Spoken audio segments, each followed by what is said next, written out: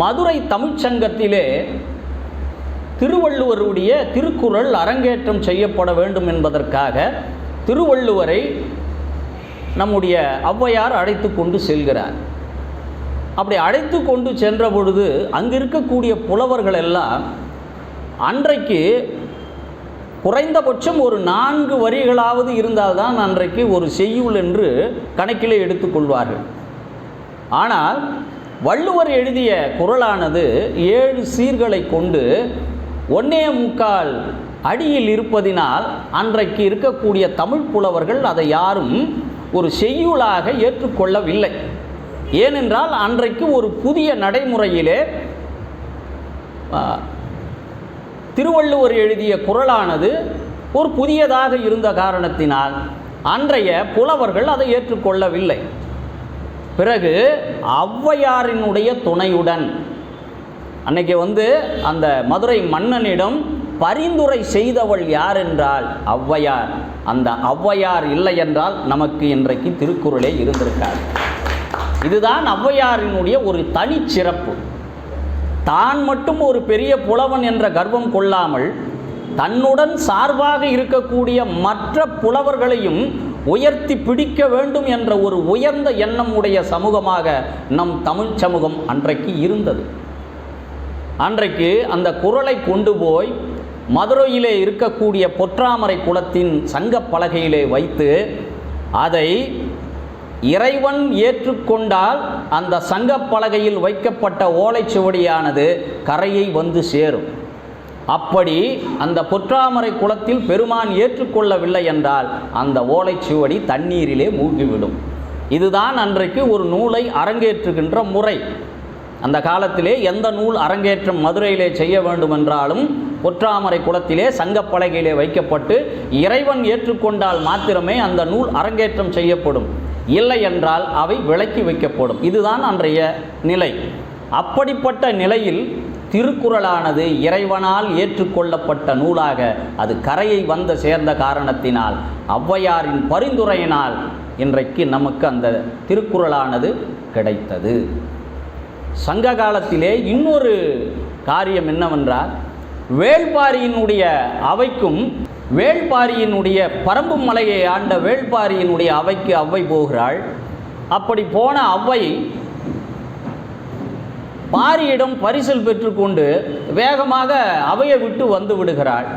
அங்கேயும் பாரி மன்னன் என்ன சொல்கிறான்னா, சிறிது காலமாவது என் அவையில் இருந்து எங்களுக்கு நீ தமிழை கொடுக்க வேண்டும், தமிழ்ப்பாலை இந்த மண்ணிற்கு நீங்கள் தர வேண்டும் என்று வேள்பாரி சொல்லி சிறிது காலம் அவருடைய அவையிலேயும் இருக்கிறார். இப்படி ஒரு ஒற்றை பெண்மணியாக சங்க காலத்திலே இருந்த முதல் ஔவையார், நான் சொல்வது முதல் ஔவையார். அந்த முதல் ஔவையார் யார் என்றால் ஒரு வயதான பெண்மணி கிடையாது. இன்றைக்கு நாம் பார்க்குறோமே KP சுந்தரம்பாள் வடிவத்திலே ஜெமினி SS வாசன் அவர்கள் எடுத்த படம் ஔவையார் என்ற படம். அந்த ஔவையார் என்ற படத்தில் KP சுந்தரம்பாள் ஔவையாராக நடிச்சிருப்பாங்க. அந்த ஔவையார் கிடையாது. முதலிலே இருந்த ஔவையார் யார் என்றால் பாணர் குலத்திலே பிறந்த ஒரு விரலி பெண் தான் முதல் ஔவையார்.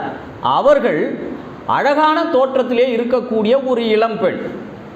இந்த ஔவையார், இந்த வயதான தோற்றத்திலே இருக்கக்கூடிய ஔவையார் யார் என்றால் விநாயகர் அகவல் பாடிய அந்த ஔவையார் தான் இளமை தோற்றம் எனக்கு வேண்டாம் என்று விநாயக பெருமானிடம் வேண்டி முதுமை தோற்றத்தை வாங்கி பெற்றவள். அந்த ஔவையார் வேறு. இப்படியாக ஒவ்வொரு ஊராக சென்று இந்த ஔவையார் பாடல்களை ஒவ்வொரு மன்னனிடம் போய் பாடி பரிசில்களை பெற்று இப்படியே வாழ்ந்து கொண்டிருக்கிறார். இந்த ஔவையாரில் ஒரு ஔவையார் இந்த சைவம் சார்ந்து ஒரு பாடலை பாடுகிறார். சிவாய நம என்று சிந்தித்திருப்போர்க்கு அபாயம் ஒரு நாளும் இல்லை, உபாயம் இதுவே மதியாகும், அல்லாத எல்லாம் விதியே மதியாகிவிடும். சிவாய நம என்று சிந்தித்திருப்போர்க்கு, இது சிவாய நம என்பது சூக்கும பஞ்சாட்சரம் சொல்லுவாங்க, சூக்கும மந்திரம். முதலில் வரக்கூடிய மந்திரம் எதுவென்றால் நமச்சிவாய என்ற சொல்லக்கூடிய மந்திரம் முதல் மந்திரம். அதுதான் அடிப்படையான மந்திரம். அது ஸ்தூல பஞ்சாட்சரம் என்று சொல்வார்கள். ஔவையார் சொல்லக்கூடிய அந்த பஞ்சாட்சரம் எதுவென்றால், சிவாய நம என்று சிந்தித்திருப்போர்க்கு அபாயம் ஒரு நாளும் இல்லை. அபாயம் என்று சொன்னால் வாழ்வில் நமக்கு ஏற்படக்கூடிய இன்ப துன்ப இந்த பிரச்சனைகளை இல்லாமல் வாழ வேண்டும் என்றால், வினைப்பயன் அற்று நாம் வாழ வேண்டும் என்று சொன்னால், நாம் மனதிற்குள் உச்சரிக்க வேண்டிய மந்திரம் எதுவென்றால் சிவாய நம என்ற ஒரு மந்திரம். இந்த சிவாய நம என்ற மந்திரத்தை நாம் உச்சரித்தல் என்பது வாய் வழியாக உச்சரித்தல் கிடையாது. நமச்சிவாய மந்திரத்தை தான் நாம் வாய் வழியாக உச்சரிக்க வேண்டும். சிவாய நம என்கிற மந்திரம் என்பது மனதிற்குள் மாத்திரம்தான் உச்சரிக்க வேண்டும். இது இரண்டாம் நிலை மந்திரம். முதல் நிலை மந்திரம் யார் வேண்டுமானாலும் எங்கு வேண்டுமானாலும் உச்சரிக்கக்கூடிய மந்திரம் நமச்சிவாய மந்திரம். அந்த நமச்சிவாய மந்திரத்தை உச்சரிப்பதினால் என்ன கிடைக்கும்? இந்த உலகத்தில் இருக்கக்கூடிய இன்பங்களையும் அனுபவிக்கலாம், அதனால் வரக்கூடிய துன்பங்களையும் அனுபவிக்கலாம். அது ஒரு சாதாரண வாழ்க்கை. முதல் நிலை வாழ்க்கை என்பது நமச்சிவாய மந்திரத்தை உச்சரிப்பது. இரண்டாம் நிலை வாழ்க்கை என்பதுதான் சிவாய நம என்ற ஒரு மந்திரம். இந்த சிவாய நம என்ற மந்திரத்தின் பலனை ஔவையார் அனுபவித்த காரணத்தினால்தான் அவ என்ன போடுறான்னா, சிவாய நம என்று சிந்தித்திருப்போர்க்கு அபாயம் ஒரு நாளும் இல்லை. உபாயம் இதுவே, இதை தவிர வேறு எந்த வழியும் உனக்கு கிடையாது. உபாயம் இதுவே மதியாகும். இதுதான் அறிவுள்ளவன் தெரிந்து கொள்ள வேண்டிய விஷயமாகும். அல்லாத எல்லாம் விதியே மதியாகிவிடும். நீ இந்த மந்திரத்தை உச்சரிக்கலை, இந்த மந்திரத்தில் நீ உள்ளுக்குள்ள நீ சொல்லலைன்னா உன் வினைப்பயன்படி உன்னுடைய விதிப்படி உன் வாழ்க்கையானது நடக்குமே ஒழிய வேறு எந்த மாற்றமும் உனக்கு கிடையாது. இது ஒரு பாடல். அடுத்த ஒரு பாடல் என்ன பாடுறார்னா, நீரிடாத நெற்றி பாழ், நெய்யில்லாத உண்டி பாழ்.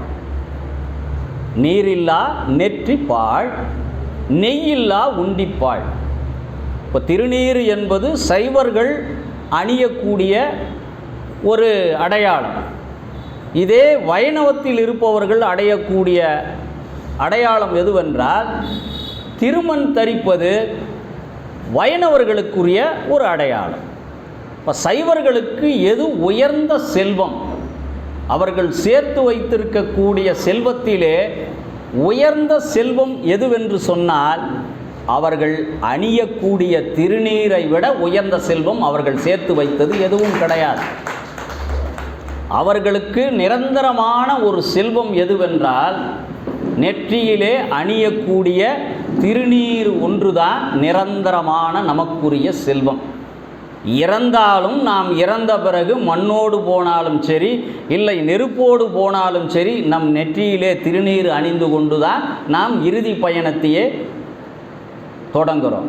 ஆனால் நாம் சேர்த்து வைத்த எதுவுமே அது அங்கங்கு ஒவ்வொரு இடத்திலே நின்றுவிடும். மனைவியாக இருந்தாலும் சரி, நம்முடைய பிள்ளைகளாக இருந்தாலும் சரி, நாம் சேர்த்து வைத்த செல்வமாக இருந்தாலும் சரி, அவையெல்லாம் ஒவ்வொரு குறிப்பிட்ட இடத்திலே நின்றுவிடும்.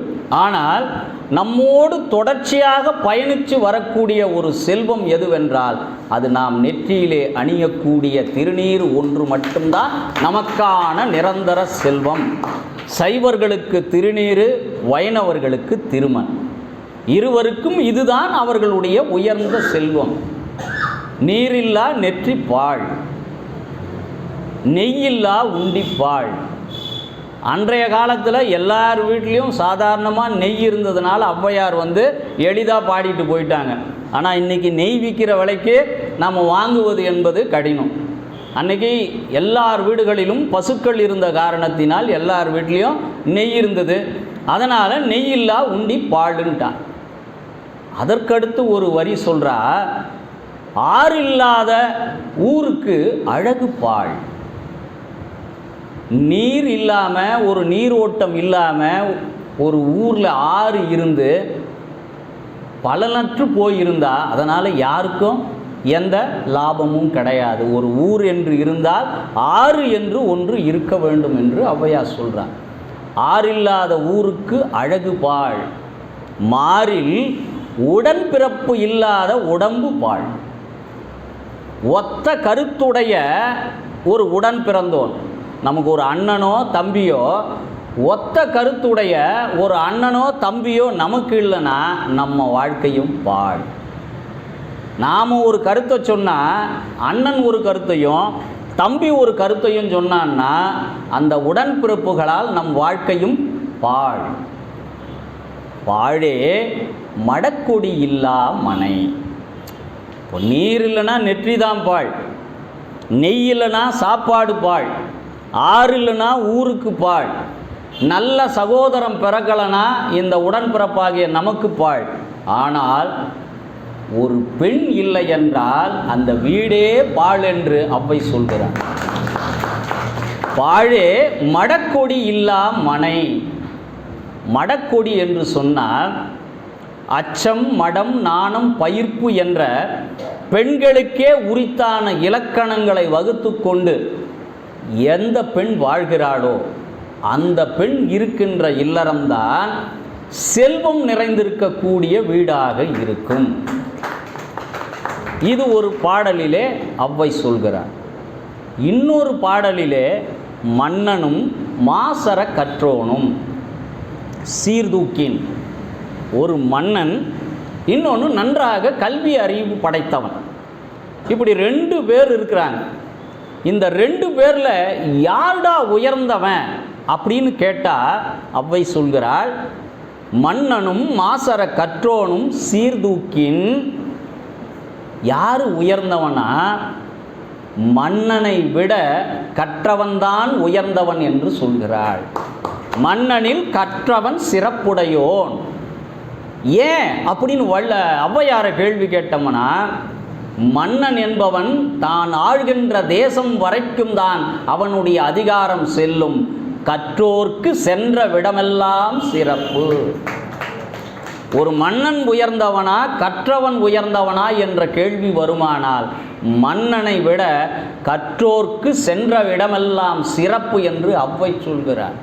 ஒரு 2000 ஆண்டுகளுக்கு முன்னால் பிறந்த ஒரு பெண்மணிக்கே எந்தவித வசதி வாய்ப்புகளும் இல்லாத அந்த காலத்திலே இவ்வளவு உயர்ந்தபட்ச அறிவை பெற்ற ஞானமாக இருக்கக்கூடிய ஒரு சமூகமாக, உலகத்திற்கே நாம் வழிகாட்டக்கூடிய சமூகமாக இருக்கிறோம் என்றால் அந்த உயர்ந்த சமூகம் யார் என்றால் நம்முடைய தமிழ் சமூகம் ஒன்றாகத்தான் இருக்க முடியும்.